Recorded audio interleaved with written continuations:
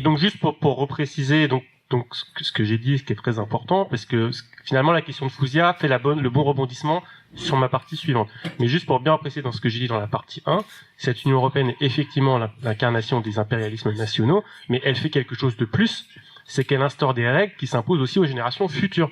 C'est-à-dire qu'elle dit, si demain, vous la France, vous avez réussi par miracle à vous débarrasser de votre oligarchie nationale, tant que vous restez dans le carcan de l'Union européenne, nous avons des directives qui vont vous forcer à mener la même politique.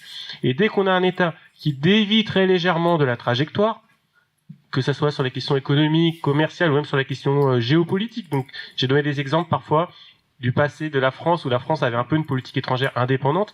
Et en fait, on voit comment l'Union européenne, cette obligation de s'harmoniser à 28 États, fonctionne comme une machine à faire taire les divergences et comment les traités de l'Union européenne empêchent des divergences futures. Mais effectivement, ils sont bien le produit des oligarchies nationales. Et donc ma deuxième partie, en fait, c'est d'essayer de comprendre pourquoi, dans tous les ouvrages qui critiquent l'Union européenne actuelle, qui critiquent les institutions actuelles, on trouve toujours à la fin un appel à une autre Europe. Donc dans tous les ouvrages que je vous ai cités précédemment, donc dans l'ouvrage par exemple de Coralie Delhomme, dans l'ouvrage, même dans les ouvrages de Jacques Sapir, et même dans cet ouvrage qui est extrêmement intéressant au point de vue des argumentaires, qui s'appelle 30 bonnes raisons pour sortir de l'Europe. Et le dernier chapitre, c'est pour une autre Europe. Donc on retrouve toujours cette idée finalement qu'il faut toujours faire voilà, je vous le lis, sortir de l'Union européenne pour bâtir une autre Europe. Donc on trouve toujours cette idée qu'il faudrait faire quelque chose d'autre à l'échelle européenne, alors que en fait, exactement le combat, comme l'a dit Fouzia, c'est contre notre oligarchie nationale. Et donc, moi, la question que je pose tout le temps à ceux qui disent changer l'Europe, mais avant de changer l'Europe, commençons déjà par changer notre pays. Et en fait, si jamais, par exemple, pour mener une politique écologique, on doit attendre que les 27 autres pays soient d'accord, bah, on va pas s'en sortir, en fait. Il faut que chacun commence à son échelle. Donc aujourd'hui, il se trouve que les États-nations, quoi qu'on en pense, et quelle que soit leur histoire, sont les lieux où on vote, sont les lieux où il y a les services publics, sont les lieux où il y a la communauté politique. Donc battons-nous déjà à cette échelle où il y a un petit espoir de changer quelque chose, plutôt qu'à une échelle plus générale. Et donc le problème, c'est que l'appel incessant à une autre Europe, on comprend que c'est peut-être une stratégie rhétorique, mais du coup, nous remet sans cesse dans cette idée qu'il pourrait y avoir cette autre Europe, exactement comme Fouzia en a parlé. Donc j'en parle dans mon livre, en fait, de cette idée d'une Europe progressiste, d'une harmonisation des droits, et ça pose plusieurs problèmes de fond. Alors, deux problèmes de fond. Déjà, cette idée qu'il pourrait y avoir une harmonisation unique à toute l'échelle européenne.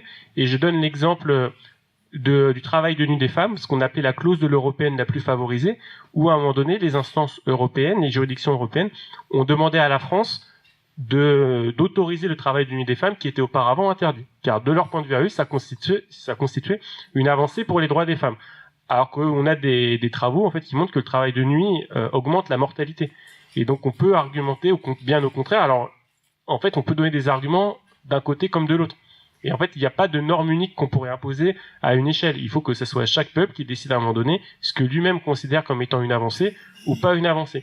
Et le discours en fait sur l'harmonisation sociale en fait fait penser d'une certaine manière, je vais être un peu provocateur, mais un peu au discours de l'URSS où on disait on va faire le bien des peuples finalement sans leur demander leur avis. Parce qu'on va vers plus de bien-être. Mais en fait, c'est une erreur. On peut pas imposer le bonheur, ce qu'on juge être, déjà, que quelqu'un juge être le bonheur des peuples, on peut pas l'imposer contre leur gré. Et donc, l'échelle de détermination, c'est vraiment, actuellement, l'échelle nationale. Et donc, quand on nous parle, donc là, je vais prendre l'exemple de Frédéric Lordon, donc dans un article qui parut dans le Monde diplomatique récemment. Alors, j'en ai parlé dans mon ouvrage parce qu'il se trouve qu'il l'avait déjà présenté sur son blog fin 2017. Donc, sortir de l'impasse européenne. Et donc, il propose donc de sortir de l'euro. Alors, il précise pas, mais on suppose également de l'Union européenne, mais pour bâtir un nouveau projet européen. Avec comme argument de dire il faut un nouveau projet européen pour satisfaire les classes éduquées de la société qui seraient viscéralement attachées à l'Europe. Et ça pose vraiment problème, car en fait, on ne se demande pas d'où vient cet attachement à l'Europe. Et si l'attachement à l'Europe, ça vient de l'idée que finalement il faudrait se soustraire au contrôle des citoyens qui sont à l'échelle nationale, là, en fait, il y a vraiment quelque chose de dangereux, quelque chose à combattre.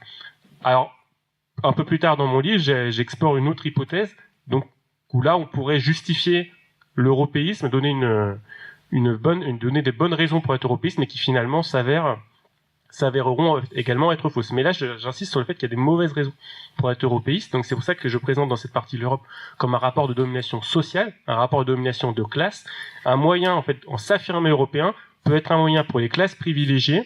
Alors je donne également l'exemple des enseignants. Bon, je suis moi-même enseignant, mais c'est le cas pour certains enseignants. S'affirmer européen est un moyen d'affirmer une distinction et une supériorité par rapport aux petits peuples jugés attachés à ces traditions nationales. Il faut vraiment décrypter cette affirmation. Que dites-vous? Qu'est-ce que pour vous se sentir européen? Quand Emmanuel Macron dit « je me sens européen », qu'entendez-vous par là? Et quel est le sens, la signification de classe qu'il y a derrière cette affirmation? Donc je dénonce également dans mon livre, enfin, avant même de dénoncer, je décrypte et j'analyse la manière dont cette idée d'Europe se retrouve partout, y compris dans les franges les plus radicales, les plus eurosceptiques, y compris à l'extrême gauche, et avec toujours derrière cette idée qui est un peu mon fil rouge, qui est de dire cette idée européenne permet finalement de se soustraire au contrôle des citoyens à l'échelle nationale. Donc on va faire une autre Europe, mais finalement sans demander l'avis aux populations, puisque si à un moment donné un peuple ne souhaite pas appliquer ses politiques, mais qu'il y aurait un vote à l'échelle européenne, un soi-disant vote à l'échelle européenne, ça signifierait que les décisions prises par une majorité à l'échelle européenne devraient s'imposer à un pays, à un peuple qui n'en voudrait pas. En fait, quand on poursuit cette expérience de pensée, on se rend compte qu'il y a quelque chose qui cloche. Et en fait, ce qui cloche, c'est qu'il n'y a pas de peuple, il n'y a pas de démos à l'échelle européenne. Il se trouve qu'aujourd'hui, les démos et les peuples sont à l'échelle nationale. On peut vouloir les dépasser, on peut vouloir faire la coopération internationale, c'est très bien, mais il faut toujours demander l'avis des différentes parties. Et même la tendance générale actuelle est plutôt vers le rétrécissement et vers la dislocation des États actuels plutôt que vers une fédération générale qui voudrait tout homogénéiser et faire des normes communes pour des systèmes et des peuples si divers. Enfin, et ça fait la transition vers ma troisième partie. Donc, j'analyse une des modalités de cette domination de classe et de cette domination sociale qui est tenue dans le discours européiste. Et alors là, je reprécise, quand je parle du discours européiste, je parle bien, dans l'exemple que je prends là, d'une oligarchie française, d'une bourgeoisie française, de classe supérieure française, pour qui l'identité européenne, qui se sent européenne, mais qui se sent européenne, et qu'est-ce que signifie pour elle se sentir européenne? Donc je prends sur l'exemple de la France, on pourrait sans doute et certainement faire cet exemple sur d'autres pays et retrouver des phénomènes similaires, mais là je m'interroge sur l'identité européenne en tant qu'elle est produite par les classes dominantes en France. Et donc une des modalités de ce discours de domination sociale, c'est d'accuser les peuples, et d'accuser les peuples hostiles à la construction européenne, d'être racistes.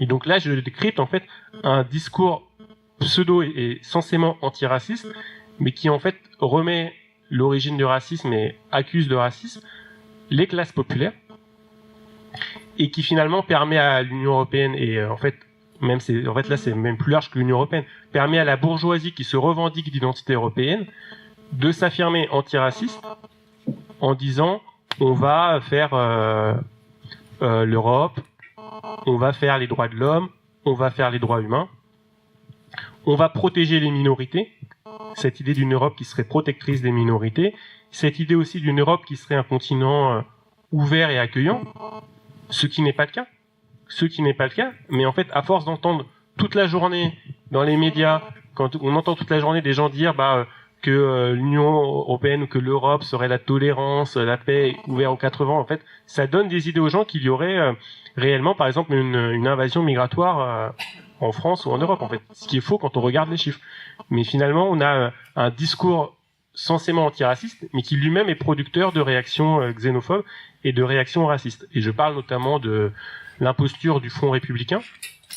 Donc là, c'est en France, mais on trouve des phénomènes similaires ailleurs en Europe, où en fait on présente l'extrême droite qui serait le bouc émissaire de tous les problèmes. Et face à cette extrême droite, on nous demande de voter pour Macron, c'est-à-dire en fait on nous demande de voter pour l'Europe, et on nous demande de voter pour la dépossession du contrôle des citoyens. On nous demande déjà de ne plus voter nous-mêmes. On nous dit voilà, vous n'avez pas le droit de voter. C'était les fameuses unes de Libération, faites ce que vous voulez, mais votez Macron. Et donc on veut nous retirer notre droit de vote, symboliquement en faisant ce chantage, si jamais vous n'allez pas faire barrage, donc si vous n'allez pas voter pour l'Europe, vous n'allez pas protéger les minorités et vous allez être responsable du racisme et de la xénophobie, qui est en réalité même si ce n'est pas seulement le cas, mais qui est en premier lieu alimenté par la crise sociale et économique et par le libéralisme. Donc ça, c'est la deuxième partie, sachant que dans la troisième partie, je montre en fait qu'on peut pas non plus se réduire à une analyse purement économique, que ça va plus loin et qu'il y a réellement un racisme et une extrême droite dont il faut décrypter les analyses. Mais dans cette partie, j'ai vraiment insisté sur le fait que l'Europe veut se donner un masque de droits de l'homme, de progrès social, de défense des minorités, qui est un masque complètement mensonger et qui, dans les discours dominants, sert principalement à stigmatiser la population avec, par exemple, cette caricature que vous connaissez sans doute tous, qui est celle du beauf, donc qui serait donc ce franchouillard, qui serait raciste, qui serait misogyne, qui serait anti-européen, et cette bipolarité qu'essaye d'installer le système dominant pour maintenir ses privilèges et maintenir son pouvoir.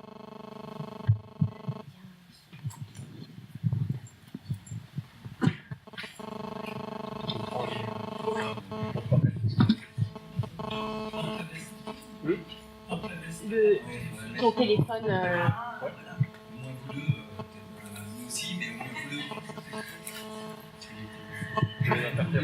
Merci. Bon, j'ai pas entendu, je m'excuse, le début de la conférence. Donc je ne sais pas si tu as parlé du lien entre la construction européenne et l'OTAN.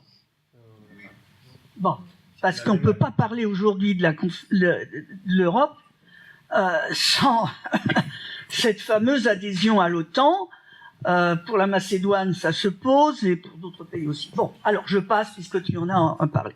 Moi, ce que je voudrais dire, c'est que quand on parle, par exemple, de l'Angleterre, on constate que l'opinion en Grande-Bretagne est pas très pro-européenne, mais qu'en France, malheureusement, il faut bien constater que pratiquement à 75%, les Français sont pro-européens. C'est à peu près ça. Allez, on va dire 70% pour diminuer un petit peu. Bon, et je me dis, l'exemple des difficultés de la Grande-Bretagne pour sortir de l'Europe, est-ce que ça ne va pas doucher encore notre projet de sortir de l'Union européenne? Voilà ma question. Alors, donc sur l'OTAN, oui, j'en ai parlé, mais juste j'en profite en fait pour redire qu'en fait, oui, justement, je vais le faire. Mais en fait, voilà, j'essaie justement voilà, de comprendre un peu, de remonter. Donc, effectivement, dans mon livre, je montre qu'il y a des directives, des traités qui sont alignés sur l'OTAN, mais en fait, il y a quelque chose de plus général. Ce qui est plus général, c'est qu'à partir du moment où on se dit, on va faire une communauté européenne et on va faire une politique étrangère commune avec les 28 États de l'Europe, sachant que tous les pays de l'Est, pour des raisons historiques qui leur sont propres, préfèrent le parapluie américain face à la Russie, qu'on soit pour ou qu'on soit contre, à partir du moment où on se force à faire quelque chose avec eux, automatiquement, en fait, on va aller vers un tournant pro-américain. Donc, c'est la logique même. Alors, sans parler, du Royaume-Uni, sans parler de l'Allemagne, en fait, c'est la logique même de la construction européenne d'étouffer les indépendances nationales, d'étouffer les voies indépendantes et d'aller vers la logique des blocs.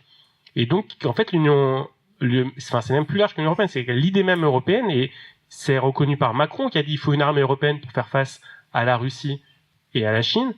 On retrouve même des textes de François Mitterrand en 1988 qui dit voilà, il faut faire l'Europe face aux grandes puissances. Et alors à l'époque, c'était pour faire contrepoids au Japon. Il fallait faire l'Europe, sinon le Japon va nous menacer. Donc en fait, quand on est dans cette logique de bloc, tout de suite, on va dans une logique belliciste qui évidemment va dans le sens de l'OTAN. Et il y a aussi quelque chose d'autre aussi dont je reparlerai après, c'est qu'il y a ce projet géopolitique porté par les Américains qui est de détruire les États qui lui paraissent résister, de détruire les États multiculturels. C'est-à-dire, on l'a vu en Yougoslavie, mais on l'a vu en Irak, on l'a vu en Libye. En fait, tous les États qui semblaient, et je dis ça vraiment sans le moins du monde, et défendre les régimes qui étaient là.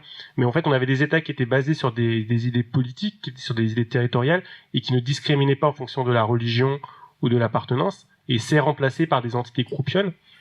Donc, on l'a vu dans les Balkans, on le voit au Moyen-Orient, et l'idée, c'est que quand vous essayez de construire des États sur une religion précise ou une interprétation d'une religion précise ou d'une culture précise, déjà on va trouver des États très faibles parce qu'ils vont se faire la guerre. Et finalement, le seul moyen qu'ils vont avoir pour se protéger, c'est d'en appeler au parapluie américain. Et donc, je cite l'exemple dans mon livre du Kosovo, en fait, qui est un protectorat américain en tant que tel. Et voilà. Alors juste sur la question du Brexit rapidement, en fait, alors ça serait plutôt pour la partie précédente, c'est qu'en fait l'article 50. Alors du coup, comme j'ai pas eu de question dessus, j'ai pas développé. Donc moi, j'analyse l'article 50 comme un verrou en fait qui est mis par l'Union européenne dans les traités pour rendre la sortie plus compliquée, car il faut négocier pendant 2 ans. Et je pense qu'il faut sortir en fait de manière unilatérale sans avoir à passer par l'article 50. Et donc ça, c'est pour moi une des premières causes de l'échec du Brexit. Par ailleurs, ce qu'il faut voir, c'est que le Brexit est un peu étrange dans le sens où, de toute façon, le Royaume-Uni mène une politique libérale avec ou sans Union européenne. Donc finalement, ça ne va pas changer grand-chose. Donc c'est assez bizarre finalement. Il sort de l'Union européenne, mais après il demande à faire partie de l'Union douanière. Alors qu'en fait, nous, si on voulait sortir de l'Union européenne, ce serait justement pour ne plus faire partie d'une union douanière. Donc en fait, il faudrait poser la question de pourquoi les Tories, pourquoi les conservateurs britanniques ont demandé la sortie de l'Union européenne. Il y avait des arguments différents à droite et à gauche. Et en fait, le problème de fond en fait que pose une sortie sur des bases conservatrices, c'est qu'on se demande quel est son but, si de toute façon à la fin c'est pour mener les mêmes politiques libérales ou le même libre-échange. Et par ailleurs, il y a la question de l'Irlande et le fait que de cette incohérence du Royaume-Uni, de la Grande-Bretagne qui réclame sa souveraineté mais qui veut pas l'accorder à l'Irlande du Nord. Oui, c'était à Johan.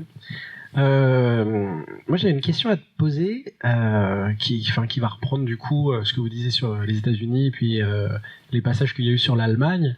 À savoir, est-ce que dans ton bouquin, tu parles de la façon dont finalement on pourrait aussi décrire brièvement, enfin peut-être de manière schématique, mais un peu le tableau comme très brutalement le choix entre une zone d'influence allemande d'une part, et puis d'autre part le monde anglo-américain de l'autre, quoi.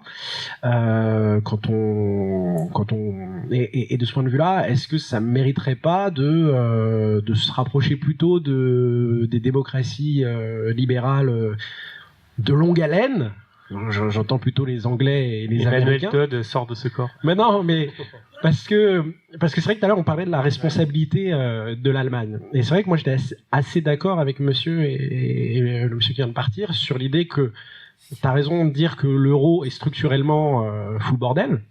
Ça c'est clair. T'as raison de dire, je pense, que les gouvernements français sont comportés comme des crapules. Bon, ok. Maintenant, il y a quand même quelque chose qui frappe quand on dit oui, mais attention, c'est pas le peuple allemand non plus. Moi, quand même, je suis frappé de voir combien Angela Merkel a pu rester populaire très longtemps. Enfin, je veux dire, elle a fait quoi? Elle a fait Macron, elle a fait Hollande, elle a fait Sarkozy. Je sais plus si elle était là avec Chirac ou je sais pas. Mais donc, comme on dit tout le temps, regardez la longévité de Poutine, genre grave.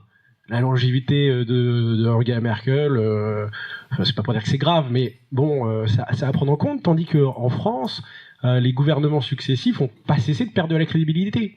Et ce que je veux dire par là, c'est que je pense pas que Angela Merkel aurait pu se tenir à ce point dans une certaine popularité sans une acceptation aussi globale de la population allemande à ce qui se passe en Europe. Par ailleurs, c'est vrai que tu as raison de montrer comment, en gros, il y a eu 2 Europes, l'Europe française finalement, sous inspiration française, avec l'idée que l'Allemagne et la France étaient suffisamment différentes pour laisser la place aux autres, pour que les autres trouvent leur place. Puis il y a eu la réunification, ça a été évoqué, qui déséquilibre un peu le schmilblick. Et du coup, pour terminer sur ça, je pense qu'il faudrait pas nier non plus quand même le poids de l'inertie allemande sur le continent. Il y a une petite, je finirai juste par une blague. Il y a une blague qui dit l'Europe c'est l'association de tous les peuples qui ont peur de l'Allemagne. Et cette définition inclut les Allemands. Voilà. Donc, Ouais, alors, donc juste pour préciser, alors peut-être tout le public qui est pas au courant, en fait, donc tu faisais référence à une théorie d'Emmanuel Todd qui dit que pour faire face à l'hégémonie allemande en Europe, il faudrait s'appuyer sur les États-Unis. Donc bon, en fait, c'est pas du tout l'optique de mon livre, puisqu'en fait, l'optique de mon livre, c'est de dire il faut pas chercher à aller dans des zones d'influence. Il faut pas chercher un protecteur américain ou un protecteur allemand. Chaque pays peut être souverain. Par exemple, la Suisse n'est dans aucune organisation internationale de construction, elle s'en tire très bien. Et en fait, on n'a pas besoin de tout le temps être dans cette logique de bloc et dans cette logique de rivalité et de coopération. Donc ça, c'est la logique générale de mon livre. Et après, sur la question du peuple allemand, enfin là, je pose pas la question de cette manière-là. Moi, je pose la question de si à un moment donné, nous, on juge que l'euro, il est structurellement dans l'intérêt de l'Allemagne, ben dans ce cas-là, on fait notre propre monnaie, en fait. Ça a pas de sens juste de reprocher au peuple allemand de soutenir une politique économique dont on peut discuter après si c'est dans sa faveur ou pas. Alors là, pour le coup, ça mérite des débats, ça mérite d'être nuancé, mais même si c'était le cas, et même si c'était en sa faveur, et même si le peuple allemand le soutenait, on peut pas lui reprocher ça, alors que c'est nous-mêmes qui nous forçons en fait à avoir la même monnaie que l'Allemagne. Et là, j'insiste sur cette partie, c'est pas que l'euro actuel. C'est tous ceux qui disent il faut une autre Europe, il faut une autre euro. Mais en fait, dès que vous voulez faire quelque chose avec l'Allemagne, ça va coincer. Et il y aura toujours des gens qui seront lésés. Donc pourquoi se forcer à vouloir faire économie commune? Pourquoi se forcer à vouloir faire diplomatie commune dans l'exemple des pays de l'Est? En fait, c'est ça que j'essaye de comprendre, que j'ai du mal à comprendre. Et en plus, enfin voilà, pour coopérer, pour avoir des coopérations internationales, on peut le faire avec des pays qui soient européens ou non. Et si on veut coopérer avec des pays qui sont européens, si on veut coopérer avec nos voisins, on n'a pas besoin de le faire en se mettant autour d'une table à 28 ou même à 6. On peut le faire dans le cadre de coopération bilatérale. Voilà. Et donc là, pour moi, ce sont des choses de base, et c'est justement pour répondre à ça, en fait, dans ce chapitre 2 et dans la suite, dans le chapitre 3, j'essaie de comprendre quel est le sens de cet attachement à l'idée d'Europe. Pourquoi, malgré tout, on se proclame à cette idée d'Europe, alors que normalement, tout le monde pourrait au moins reconnaître que c'est raisonnable de dire, on coopère avec les pays qu'on veut, qui le souhaitent, sans donner de privilèges européens, et que quand on veut travailler avec un pays européen, on n'a pas besoin de le faire à 28, on le fait sur la base de nos coopérations respectives, et si on n'a pas intérêt à avoir la même monnaie, on prend deux monnaies différentes. Et si on n'a pas intérêt à avoir si on ne souhaite pas avoir la même politique étrangère, on fait deux politiques étrangères différentes. Donc quelle est cette impensée qui fait que malgré tout il y a ce tabou, et il faut absolument se dire européen et se dire pour une autre Europe? Donc encore une question. Je trouve que tu as oublié un point important sur l'OTAN, c'est que il y a un article des traités européens qui est le 42 sur l'OTAN. Alors, il faudrait que tu nous expliques peut-être si tu sais comment ça marche, parce que je me suis posé la question. Il est marqué que tous les pays membres de l'OTAN et de l'Union européenne sont obligés de suivre les commandements de l'OTAN en vertu des traités européens. Donc, ça veut dire quoi? Ça veut dire que si on respecte pas les engagements de l'OTAN, c'est la Cour européenne de justice qui met les amendes. Ça marche comment? Donc ça, c'est la première question. La seconde, c'est moi, je suis pas du tout d'accord avec Emmanuel Todd, même si peut-être logiquement il a raison, mais moi je pense qu'on aurait aujourd'hui peut-être plus intérêt à se rapprocher de la Russie que des États-Unis. Et pour aller même plus loin, je préférerais encore l'idée. Moi, j'aime beaucoup l'idée de la troisième voie, c'est-à-dire un pays de paix non aligné sur personne d'autre, quoi. Voilà. Tout ce que je veux dire.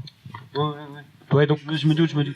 Donc rapidement, en fait, sur l'OTAN, j'ai développé dans mon livre, donc il y a effectivement l'article 42 que je cite, et en fait, ce qu'il faut savoir, c'est qu'il y a des pays de l'Union européenne qui ne sont pas dans l'OTAN, de mémoire la Suède et quelques autres. En fait, ces pays-là sont malgré tout obligés de suivre les politiques de l'OTAN. Donc là, donc ça, je donne les détails dans mon livre sur ça. Donc l'appartenance à l'Union européenne, même quand vous n'êtes pas dans l'OTAN, vous force malgré tout à suivre la politique de l'OTAN. Cela dit, à ma connaissance, il n'y a pas d'amende en fait dans le sujet, c'est plutôt une pression morale qui est faite par les alliés sur ces pays.